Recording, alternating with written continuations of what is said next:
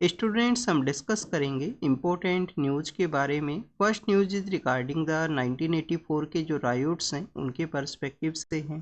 84 के रायोट्स के रिगार्डिंग में फॉर्मर हमारे जो मेंबर ऑफ पार्लियामेंट हैं सज्जन कुमार, उनको लाइफ सेंटेंस है वो दिया गया है कोर्ट के द्वारा।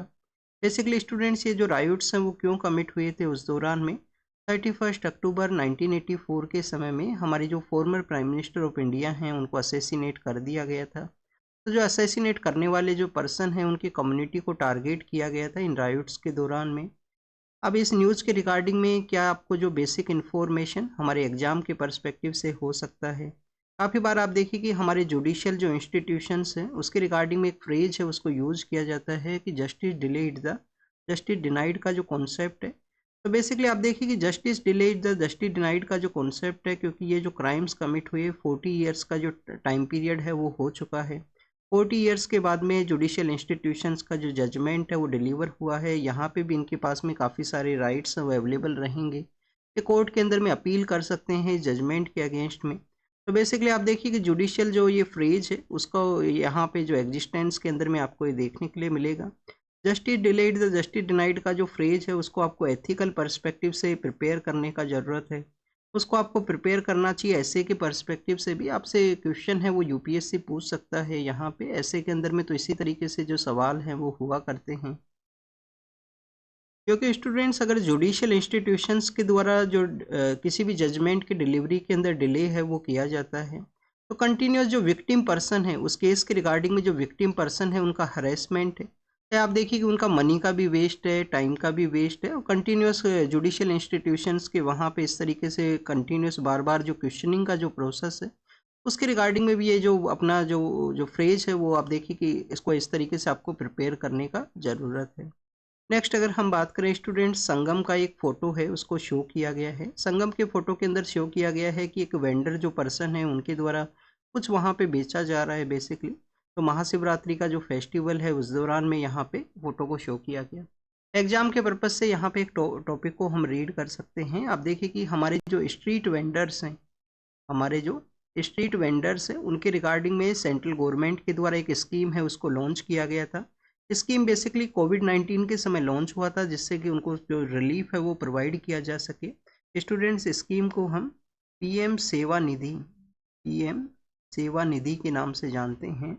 इसके अंदर 10,000 का जो सपोर्ट है वो वहाँ पे प्रोवाइड किया गया, और भी सपोर्ट है वो प्रोवाइड किया जाएगा उनके द्वारा अगर कोई बिजनेस है, कोई एक्टिविटी है उसको कैरी आउट किया गया है उसके पर्सपेक्टिव से। क्या स्टूडेंट्स यहाँ पे आपको स्कीम्स के बारे में भी पता होना चाहिए। यस स्टूडेंट्स, हो सकता है प्रीलिम्स के अंदर कोई क्वेश्चन यहाँ पे पूछ लिया जाए, क्योंकि आप देखिए कि 2016 के समय में राष्ट्रीय गरिमा अभियान है उसके रिगार्डिंग में क्वेश्चन है वो पूछा गया था जो कि मैनुअल स्क्वेंजर्स के पर्सपेक्टिव से है। नेक्स्ट अगर हम बात करें स्टूडेंट्स, एमएलसी हैं जो बिहार के मेंबर ऑफ लेजिस्लेटिव काउंसिल के जो मेंबर हुआ करते थे, उनको आप देखिए कि उनका जो सीट है उसको वैकेंट कर दिया गया था, उनको रिमूव कर दिया गया था उनकी पोस्ट से। तो उनके द्वारा कोर्ट के अंदर अप्रोच किया गया, कोर्ट के अंदर में सुप्रीम कोर्ट के द्वारा उनको फिर से वहाँ पे जो रीस्टोर है वो किया है उस पोस्ट के रिगार्डिंग में। बेसिकली यहाँ पे उनके द्वारा कुछ रिमार्क है वो किए गए थे सीएम के अगेंस्ट में, कुछ रिमार्क किए गए। तो कोर्ट के द्वारा यहाँ पे ऑब्जर्व यही किया गया है कि किसी भी मेंबर को आप हाउस से जो एक्सपल्शन है वो नहीं कैरी आउट कर सकते हैं। वो एक हाईएस्ट लेवल ऑफ या हाईएस्ट डिग्री ऑफ डेप्रीविएशन है उस मेंबर के रिगार्डिंग में, क्योंकि इस मेंबर का जो इलेक्ट करने वाले जो पर्सन है उनका एक होप है, उसका वो रिप्रेजेंटेटिव है हाउस के अंदर में, और रिमार्क के बेसिस पे आप उसका जो इस तरीके से हाउस से उसकी जो सीट है उसको वैकेंट है वो नहीं कर सकते हो। तो सुप्रीम कोर्ट का यहाँ पे ऑब्जर्वेशन है।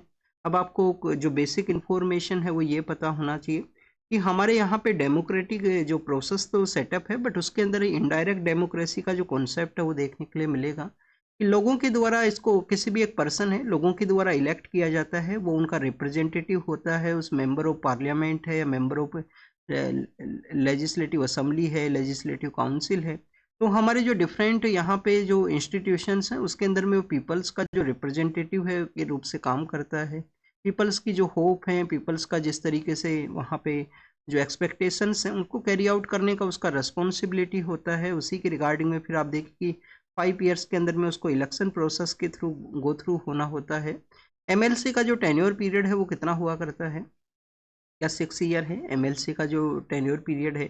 यहाँ पे भी आप देखिए कि मिनिमम एज है वो भी डिफरेंट है। एमएलसी का जो मिनिमम एज है वो डिफरेंट हुआ करता है अगर हम कंपेयर करें एमएलए के पर्सपेक्टिव से। नेक्स्ट अगर हम बात करें स्टूडेंट सदर्न इंडिया के स्टेट्स के बारे में है, उनका एक कंसर्न है कि सदर्न इंडिया के स्टेट्स को जब डिलिमिटेशन को कैरी आउट किया जाएगा 2026 के समय में, तो सदर्न इंडिया के जो स्टेट हैं जिनके द्वारा बेटर वे के अंदर फैमिली प्लानिंग को कैरी आउट किया गया है, पॉपुलेशन का वहाँ पे कंट्रोल हुआ है, तो उनको जो बेसिकली इम्पैक्ट है वो हो सकता है डिलिमिटेशन के अंदर में। क्योंकि आप देखिए कि डिलिमिटेशन के अंदर हमारे यहाँ पे जो सीट्स डिसाइड हुआ करती हैं, पॉपुलेशन का जो रेशियो है उसके बेसिस पे जो सीट्स हैं उनको डिसाइड किया जाता है। सीट्स का जो कंप्लीटली जो प्रोसेस है वो कैरी आउट होता है। डिलिमिटेशन का जो प्रोसेस है उसको कहाँ पे मेंशन किया गया है, आर्टिकल 82 के अंदर में डिलिमिटेशन के बारे में मेंशन है कि हमारे यहाँ पे कितनी बार डिलिमिटेशन कमीशन है उनको सेटअप किया गया। तो स्टूडेंट 4 टाइम्स से उसको सेटअप किया गया था। लास्ट टाइम 2002 के अंदर में यूपीएससी ने ये क्वेश्चन जो प्रीवियस ईयर जो आप देखिए कि प्रीलिम्स के पेपर है उसी के अंदर पूछा था ये क्वेश्चन कि कितने टाइम्स हमारे यहाँ पे जो डिलिमिटेशन कमीशन है वो सेटअप हुआ है। अब स्टूडेंट्स उनका जो कंसर्न है उसी के रिगार्डिंग में एक मीटिंग है उसको कैरी आउट किया जाएगा, किस तरीके से यहाँ पे जो डिलिमिटेशन के द्वारा अपनी एक्सरसाइज को कैरी आउट करना है, जिससे कि हमारे जो स्टेट्स जिनके द्वारा बेटर वे के अंदर परफॉर्म किया गया है उनको पॉलिटिकल पर्सपेक्टिव से जो किसी भी तरीके का जो डेप्रीविएशन है वो ना रहे।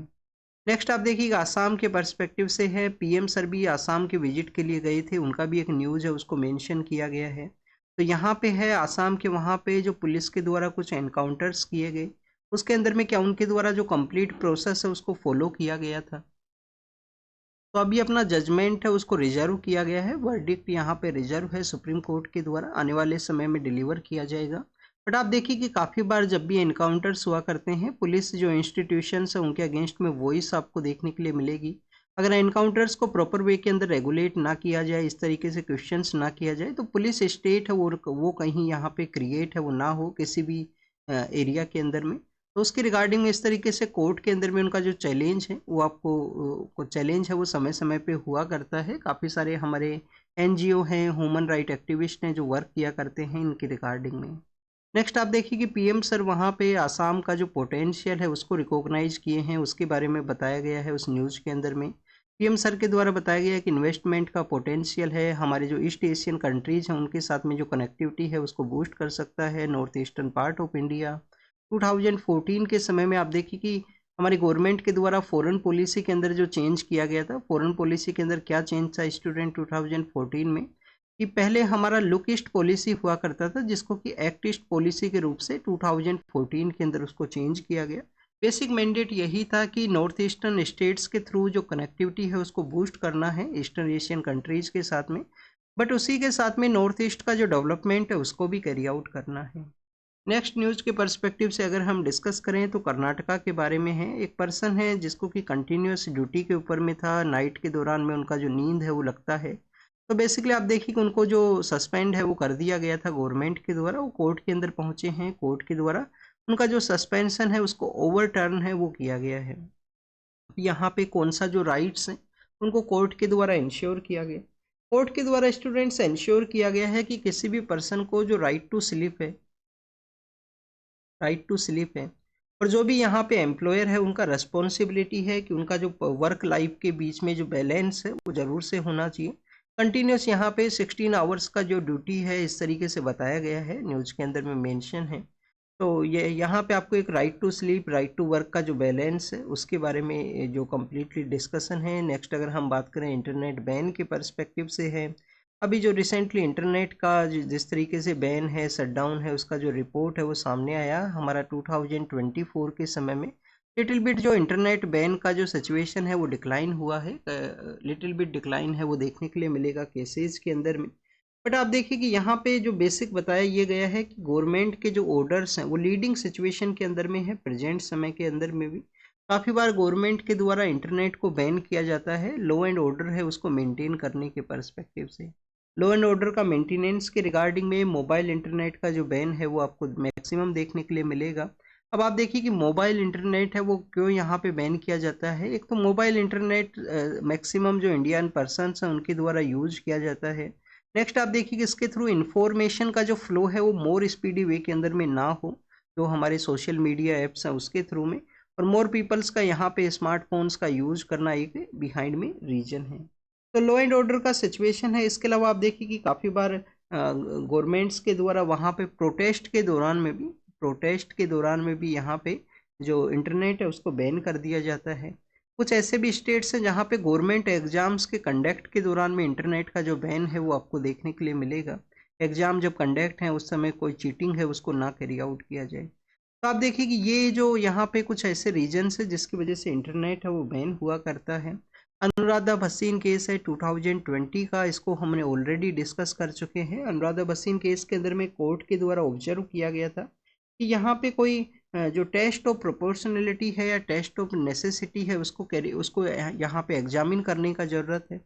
हमारा जो टेलीग्राफ एक्ट भी है 2017 के जो अमेंडमेंट एक्ट्स है 1884 के एक्ट को अमेंड किया गया था 2017 के समय में, जिसके थ्रू इंटरनेट बैन करना है, शट डाउन करना है, उसका जो पावर है वो ग्रांट करता है। नेक्स्ट अगर हम बात करें students wild life and safety के बारे में है, वाइल्ड लाइफ और ह्यूमंस का जो कॉन्फ्लिक्ट है उसके पर्सपेक्टिव से यहाँ पे मेंशन किया गया। आप देखिए कि सपोज कीजिए वाइल्ड का एरिया है, ये ह्यूमन बींग्स का सेटलमेंट है। तो किस समय में आपको जो कॉन्फ्लिक्ट है वो देखने के लिए मिलेगा? या तो हो सकता है कि ह्यूमन बींग्स के द्वारा वाइल्ड एरिया के अंदर अप्रोच किया जाए, या आप देखिए कि यहाँ पे जो वाइल्ड एनिमल्स हैं वो ह्यूमन बींग्स के सेटलमेंट के लिए वहाँ पे मूव करते हैं उस दौरान में। नेक्स्ट स्टूडेंट्स, तो उसके बिहाइंड में क्या यहाँ पे एक रीजन्स है जिसकी वजह से कन्फ्लिक्ट देखने के लिए मिलेगा। ह्यूमन बींग्स का कंटिन्यूस फॉरेस्ट एरिया के अंदर कंटिन्यूस एनक्रोचमेंट एक रीजन है। एनक्रोचमेंट के अलावा आप देखिए कि काफ़ी सारे हमारे ऐसे भी एरिया हैं जहाँ पे अनरेगुलेटेड जो टूरिज्म है वो आपको देखने के लिए मिलेगा।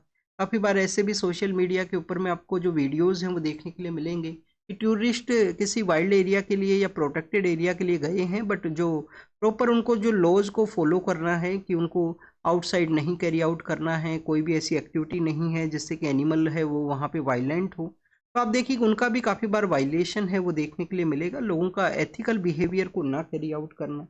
नेक्स्ट आप देखिए कि यहाँ पे एक ह्यूमन बींग्स जो सेटलमेंट्स हैं, जो ट्राइबल पर्सनस हैं, मैक्सिमम ट्राइबल पर्सन हैं जो किसी भी एक वाइल्ड एरिया के आसपास रहा करते हैं, तो अपना जो कैटल है, अपना जो यहाँ पे डोमेस्टिकेटेड एनिमल है उसके ग्रेजिंग के लिए उसको यहाँ पे जो फूड है वो अवेलेबल कराने के लिए वो यहाँ पे अप्रोच करते हैं। तो उस समय एक कन्फ्लिक्ट आपको देखने के लिए मिलेगा। कंटिन्यूस जो लोकल अथॉरिटीज़ के द्वारा जो वेस्ट है उसको डंप करना फॉरेस्ट एरिया के अंदर में, तो कुछ ऐसे रीजन्स हैं जिसकी वजह से वाइल्ड लाइफ और जो ह्यूमन बींग्स का जो कन्फ्लिक्ट है वो आपको देखने के लिए मिलेगा। यहाँ पे केरल के बारे में बताया गया है न्यूज़ के अंदर में। तो इसको यहाँ पे आप देखिए कि लास्ट ईयर स्टेट स्पेसिफिक जो डिजास्टर है उसके रूप से भी डिक्लेयर है वो कर दिया गया था कि ह्यूमन और वाइल्ड लाइफ का कोई कन्फ्लिक्ट है जिसका जो डिजास्टर का जो कैटेगरी है उसके अंदर स्टेट स्पेसिफिक कैटेगरी के अंदर ऐड किया गया, जिससे कि आप देखिए कि स्टेट का जो लोकल अथॉरिटीज है उनके द्वारा उसको बेटर वे के अंदर डील किया जा सके उस किसी भी जो कन्फ्लिक्ट है उसको।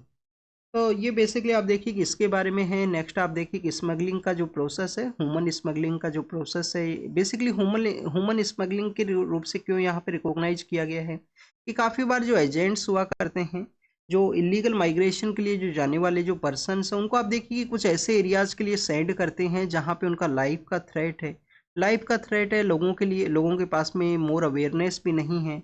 और आप देखिए कि इकोनॉमिक वहाँ पे सिचुएशन के लिए भी लोग हैं वो अप्रोच करते हैं, क्योंकि 90s एंड 70s के एरा के समय में जिस तरीके से हमारे कुछ स्टेट्स हैं कंट्री के जहाँ पे काफ़ी सारे लोग हैं जो बाहर गए, उनके द्वारा अच्छा जो मनी है वो बनाया गया, तो अच्छा मनी बनाया गया तो लोगों के अदर जो पर्सन है उनका भी एक जो एक्सपेक्टेशन है, उनका एक होप है वो यहाँ पे रेज होता है कि वो भी इसी अप्रोच के थ्रू जाएं वहाँ पे। तो स्टूडेंट्स यहाँ पे जो एजेंट हैं जिनके द्वारा ये जो एक्टिविटीज़ को कैरी आउट किया जाता है उनको रेगुलेट करने का ज़रूरत है, पार्लियामेंट को इसके ऊपर अटेंशन है वो कैरी आउट करना चाहिए। यहाँ पे पंजाब का जो एक्ट है, पंजाब का एक अर्लियर फेज का एक्ट है, उसको यहाँ पे बताया गया है कि स्टेट के वहाँ पे रेगुलेट करने का कोशिश भी किया गया है। सेंट्रल अथॉरिटी जो पार्लियामेंट्स हैं उनके द्वारा एक लॉ है एंटी इमिग्रेशन या उसके रिगार्डिंग में जो रेगुलेशन है उसको लेके आने का ज़रूरत है, जिससे कि उसको प्रॉपर वे के अंदर रेगुलेट किया जा सके। कुछ दिनों पहले हमने एक न्यूज़ को रीड किया था साइबर स्लेवरी क्या है, हमारे जो कुछ इंडियन पर्सन है जिनको कि ले जाया जाता है, आप देखिए कि हमारे जो ईस्ट एशियन कंट्रीज है वहाँ पे, और उनको जो साइबर फ्रॉड के जो बड़े बड़े कैफ़ेज हैं उसके अंदर में इंगेजमेंट आपको देखने के लिए मिलेगा। नेक्स्ट अगर हम बात करें स्टूडेंट थर्ड लैंग्वेज के पर्सपेक्टिव से है, जो समग्र शिक्षा अभियान के रिगार्डिंग में फंड रोका गया तमिलनाडु के वहाँ पे जो लैंग्वेज के रिगार्डिंग में जो प्रोटेस्ट आपको देखने के लिए मिलेगा। एग्जाम के पर्पज इस न्यूज़ को हम काफ़ी बार डिस्कस कर चुके हैं, ऑफिशियल लैंग्वेज एक्ट को भी। एग्जाम के पर्पज से यहाँ पे आपको यही एक इम्पोर्टेंट इन्फॉर्मेशन पता होना चाहिए कि सेंट्रल गवर्नमेंट और स्टेट गवर्नमेंट के द्वारा एक कंस्ट्रक्टिव डायलॉग है, सेंट्रल गवर्नमेंट और स्टेट गवर्नमेंट के द्वारा एक कंस्ट्रक्टिव डायलॉग को कैरी आउट किया जाए, जिससे कि कोई भी लैंग्वेज के रिगार्डिंग में जो डिफरेंसेज हैं उनको रिजोल्व किया जा सके। फंड को स्टॉप नहीं करना चाहिए। ऑलरेडी हमारे यहाँ पे एजुकेशन सेक्टर के अंदर में काफ़ी लेस जो एक्टिविटी है, क्वालिटी वर्क है वो काफ़ी कम है, वो देखने के लिए मिलेगा। नेक्स्ट आप देखिए कि स्टूडेंट्स यहाँ पे हाई कोर्ट की पर्सपेक्टिव से है, हाई कोर्ट के द्वारा जो रूल है वो दिया गया है कि जो किसी भी वुमेन को आप सनसेट के बाद में, आप देखिए कि सन का जो सनसेट है, इवनिंग का जो समय है, उसके बाद से लेकर सनराइज तक आप उसको अरेस्ट है वो नहीं कर सकते हो नाइट की रिगार्डिंग में। हमारा जो लॉ कमीशन है उसके द्वारा भी समय समय पे अपनी रिपोर्ट्स के अंदर में इसको एग्जामिन किया गया है। भारतीय न्याय संहिता है उसके अंदर भी इसको बताया गया है कि किसी भी वुमेन का जो अरेस्टिंग पीरियड है वो बेसिकली नाइट का जो समय है वो नहीं होना चाहिए, सनसेट के बाद में सनराइज का जो समय है उस दौरान में। नेक्स्ट अगर हम बात करें स्टूडेंट्स भोपाल गैस ट्रेजेडी का जो वेस्ट है उसके पर्सपेक्टिव से है, तो आप देखिए कि उसके जो ट्रायल्स को कंडक्ट किया जाएगा, जो ट्रायल्स उसके कैरी आउट करेंगे, तो भोपाल का जो वेस्ट है उसके रिगार्डिंग एक पिटीशन को फाइल किया गया है कोर्ट के अंदर में। वहाँ के लोकल लोगों का कंसर्न है कि ये उनका लाइफ है उसको कहीं इम्पैक्ट है वो ना करे। नेक्स्ट अगर हम बात करें स्टूडेंट्स, आप देखिए कि 1984 के समय का ही ये बात है, 1984 के समय ही वहाँ पे भोपाल के अंदर में मिथाइल आइसोसाइनाइड है उसका लीकेज होता है। यूनियन कार्बाइड नाम का एक कंपनी था, मिथाइल आइसोसाइनाइड, जो कि बेसिकली आप देखिए कि जब वाटर के साथ में रिएक्ट करता है तो वाटर के साथ में जो साइनाइड जब रिएक्ट करता है तो मिथाइल आइसोसाइनाइड का क्रिएशन होता है। लीथल गैस है, उसका इम्पैक्ट आपको ह्यूमन बींग्स के लाइफ के ऊपर देखने के लिए मिलता है। अभी उस वेस्ट के भी 40 ईयर्स कंप्लीट हुए हैं, वेस्ट का जो डिस्पोजल को कैरी आउट किया जाए जिससे कि जो लोकल एरिया के जो लोग हैं वो जो कंटामिनेशन है उसको फेस ना करें, क्योंकि रेनी सीजन के दौरान में जब वाटर उसके साथ में मिक्स होता है, जो उसका यूनियन कार्बाइड का जो कंपाउंड है, तो उसके साथ में आप देखें कि नियर बाई उसका जो स्प्रेड है वो देखने के लिए मिलेगा। वो तो उसी के पर्सपेक्टिव से पीथमपुर है इंदौर के पास में, वहाँ के लोकल पर्सन्स के द्वारा प्रोटेस्ट किया गया था, पिटीशन को फाइल किया गया है जो ट्रायल रन है उसके रिगार्डिंग में। नेक्स्ट अगर हम बात करें स्टूडेंट सर्वे के बारे में है, सर्वे के अंदर बताया गया है कि वुमेन्स का जो अनपेड डोमेस्टिक वर्क है उससे जो शिफ्ट है वो इंक्रीज हुआ है, उनके द्वारा प्रॉपर जो वर्क के एम्प्लॉयमेंट रिलेटेड जो वर्क है उसके अंदर इंगेजमेंट है वो इम्प्रूव हुआ, उसके बारे में यहाँ पे मेंशन है। ये जो इंगेजमेंट है वर्क रिलेटेड जो एम्प्लॉयमेंट रिलेटेड वर्क के रिगार्डिंग में, ये आप देखिए कि और भी ज़्यादा यहाँ पे इम्प्रूव है, उसको करने का ज़रूरत है। ये मिनिस्ट्रीज के द्वारा, गवर्नमेंट के जो सर्वेज हैं उसके द्वारा इसको रिपोर्ट को एग्जामिन है वो किया गया है। नेक्स्ट अगर हम बात करें स्टूडेंट्स, जो रेयर अर्थ मिनरल हैं, जो रेयर अर्थ मिनरल हैं, रेयर अर्थ एलिमेंट हैं या रेयर अर्थ मिनरल हैं, उसके रिगार्डिंग में यूएस एंड रसिया के द्वारा एक जो एंगेजमेंट है, एग्रीमेंट है, उसको कैरी आउट किया गया है, जिससे कि रेयर अर्थ मिनरल्स हैं उनके पोटेंशियल को यूटिलाइज है वो किया जा सके। सीरिया के वहाँ पे HTS नाम का जो ग्रुप है, HTS हयात तहरीर अल शम नाम का जो ग्रुप है, उनके द्वारा पावर को कैप्चर किया गया है। अब सीरिया के अगेंस्ट में जो सैंक्शंस हैं उसके रिगार्डिंग में डिस्कशन है वो किया गया है यूरोपियन कंट्रीज़ के। वहाँ पे स्टेट के पास में एक रेस्पॉन्सिबिलिटी होना चाहिए वेपन का जो मोनोपोली है स्टेट का होना चाहिए सीरिया के अंदर में। किसी भी लोकल पर्सन या ट्राइबल जो ग्रुप्स हैं, डिफरेंट जो फैक्शंस हैं वहाँ पे, उसके पास में यहाँ पे वेपन्स है उनका प्रेजेंस ना होना चाहिए। रसिया एंड इंडोनेशिया के बारे में है, डिफेंस का जो एग्रीमेंट है वो साइन हुआ है, और बांग्लादेश और पाकिस्तान जिनका कि आप देखिए कि राइस का जो ट्रेड है वो देखने के लिए मिलेगा। एग्जाम के पर्पज से क्या कुछ इंफॉर्मेशन इंपॉर्टेंट है? नहीं इंपॉर्टेंट है स्टूडेंट्स। मैक्सिमम आप सीरिया का जो लोकेशन है उसको एक बार जरूर से देख लेना। यूनाइटेड किंगडम के वहाँ पे आप देखिए कि डिफेंस का जो बजट है उसको 2.5% ऑफ GDP है, उसका इंक्रीज के बारे में है। और यूनाइटेड नेशन सिक्योरिटी काउंसिल के वहाँ पे एक रेजोल्यूशन के बारे में मेंशन किया गया है जो कि रसिया यूक्रेन वॉर के पर्सपेक्टिव से है। यूनाइटेड नेशन सिक्योरिटी काउंसिल जिसमें 15 मेंबर्स हुआ करते हैं, 5 परमानेंट हैं, 10 नॉन परमानेंट हैं, जो कि आप देखिए कि 2 ईयर का जो टेन्योर है उसके पर्सपेक्टिव से इलेक्ट हुआ करते हैं। इंडिया मल्टीपल टाइम्स उसके मेंबर के रूप से इलेक्ट हुआ है। अभी आप देखिए कि पाकिस्तान का भी जो नॉन परमानेंट मेंबर के रूप से जो टेन्योर है वो स्टार्ट हुआ है, जिसको भी हमने डिस्कस किया था ऑलरेडी। तो this is all the information related to the today's newspaper. आप इसको रीड कीजिए, रिवाइज कीजिए, जो भी आपसे क्वेश्चन पूछे गए हैं वो कमेंट सेक्शन के अंदर बताना। Thank you students, thank you very much.